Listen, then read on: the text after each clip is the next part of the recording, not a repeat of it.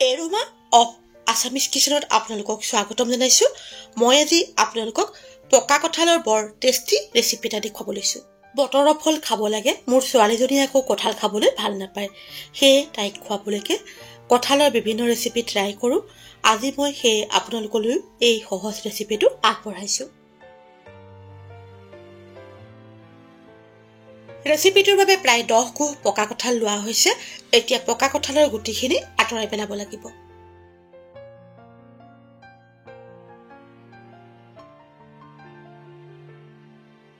এতিয়া মিক্সিৰ জাৰটোত পকা কঁঠালখিনি ঢালি তাত প্ৰয়োজন মতে গুড়, ইলাচি আৰু চেফ্ৰন অলপমান দিব লাগিব। যদি ঘৰত চেফ্ৰন আনি থোৱা নাথাকে তেনেহ'লে নিদিলেও হ'ব। এতিয়া কঁঠালৰ মিশ্ৰণখিনিৰ ওপৰত প্ৰায় 2 গিলাচ গাখীৰ ঢালিব লাগিব।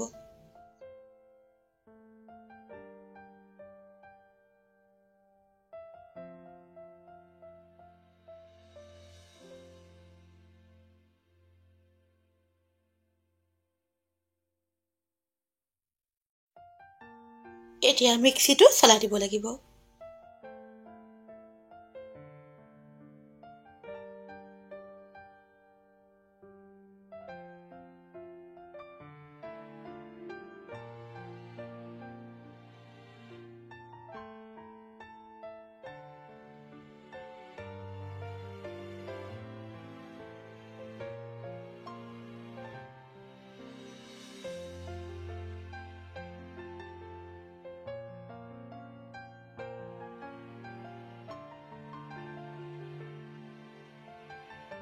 পকা কঁঠালৰ মিল্কশ্বেক প্ৰস্তুত হৈ গৈছে। এতিয়া মিল্কশ্বেকখিনি পনীয়া কৰিবৰ বাবে অলপমান গাখীৰ যোগ কৰি ভালদৰে কুটি ল'ব লাগিব।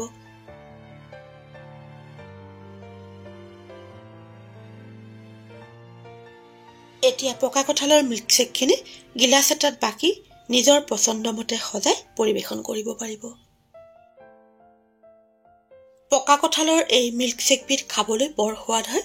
আপোনালোকেও কেতিয়াবা এনেদৰে প্ৰস্তুত কৰি খাই চাব পাৰে। মোৰ ছোৱালীজনীয়ে আকৌ এনেকৈ প্ৰস্তুত কৰি দিলে খাবলৈ বৰ ভাল পায়। প্ৰিয় দৰ্শক, আপোনালোকৰ যদি মোৰ এই ৰেচিপিটো ভাল লাগিছে তেনেহ'লে লাইক আৰু কমেণ্টৰ জৰিয়তে জনাবলৈ নাপাহৰিব। এনেধৰণৰ সুস্বাদু ৰেচিপিৰ ভিডিঅ'লৈ আকৌ আপোনালোকৰ ওচৰলৈ আহি আছোঁ। আজিলৈ আহোঁ। ধন্যবাদ।